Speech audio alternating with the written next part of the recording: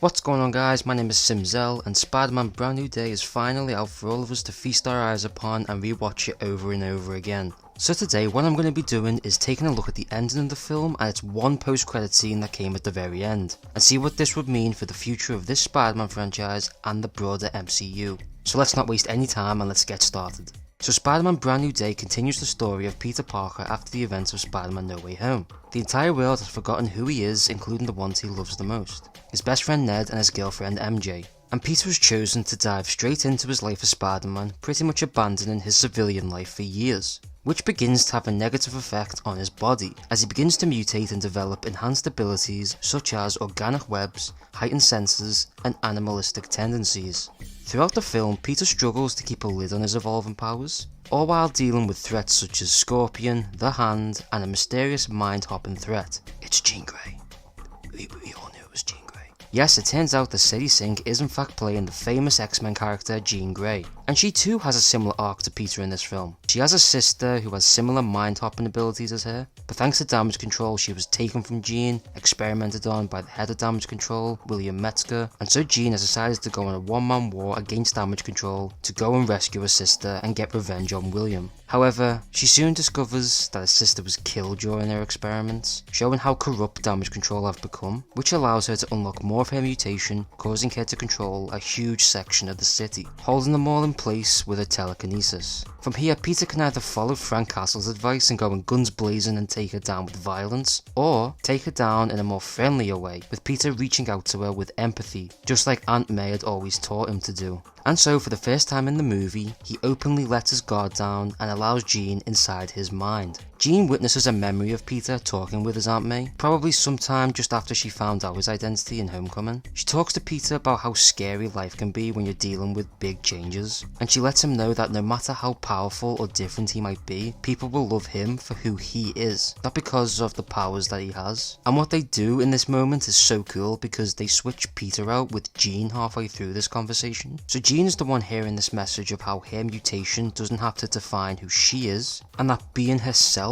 means that people will love her no matter what. She gets to experience that love and empathy that she hasn't received for such a long time. Peter too takes this message in as well, since he also has to learn that he needs Peter Parker just as much as he needs to be Spider-Man. He's been neglecting his other life for far too long now. He needs to let himself open back up and accept that people will love him because he's Peter Parker. And both Peter and Jean sit together and finally open up to one another. They've both lost people that they care about, and they can both relate to each other on that level of being alone and learning to let people in. Peter proves that he has good intentions towards Jean as he jumps in front of a bullet for her, saving her life but sacrificing his own. However, she does return the favour by using her powers to keep him alive. Peter's rushed to a hospital and nursed back to health, with crowds of Spider-Man fans and supporters cheering him on from outside. Peter's able to slip out of the hospital as Frank Castle puts on the Spider-Man mask and gets cheers from the crowds. That's a funny scene to me, and Peter's able to take in just how much of a positive impact Spider-Man has had on New York and its people.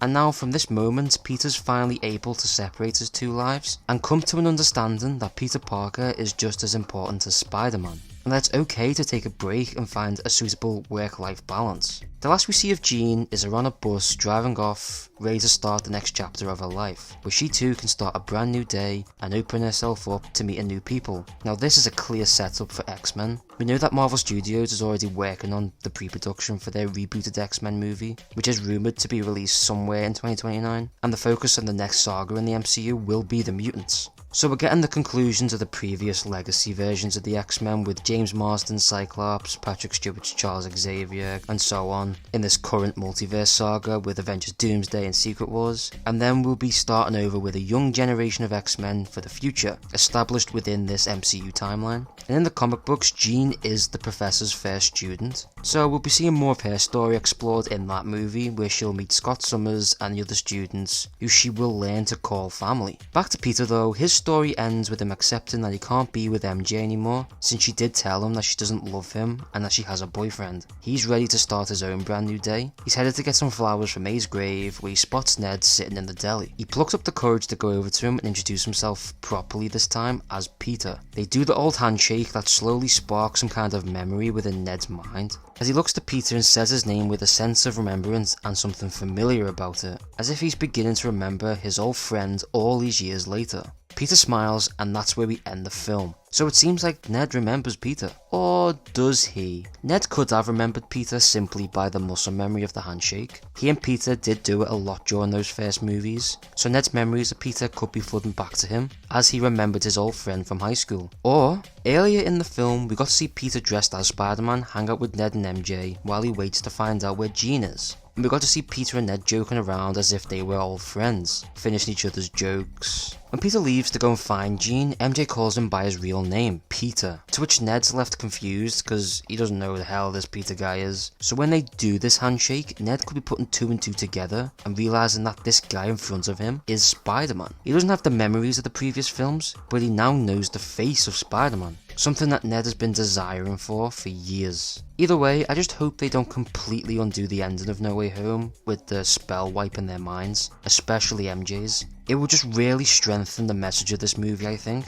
Peter has to learn to let go and move on from MJ. She has a boyfriend now, and she's clearly stated that she doesn't know who is behind that mask anymore, so she can't love him like she probably did when she did know him. So I hope that they honour that, if not forever, at least just for now, like in this movie and maybe the next one, and then eventually get them back together for the 6th one. But for now, just let Peter build up his friendships with Ned and MJ over the course of the next movie. Maybe Peter and MJ can be friends, or allow Peter to let them be and move on by himself. Perhaps that blonde-haired girl in the elevator was this universe's Gwen Stacy. But we don't really know the implications of this scene, since it ends immediately after Ned comes to the realization.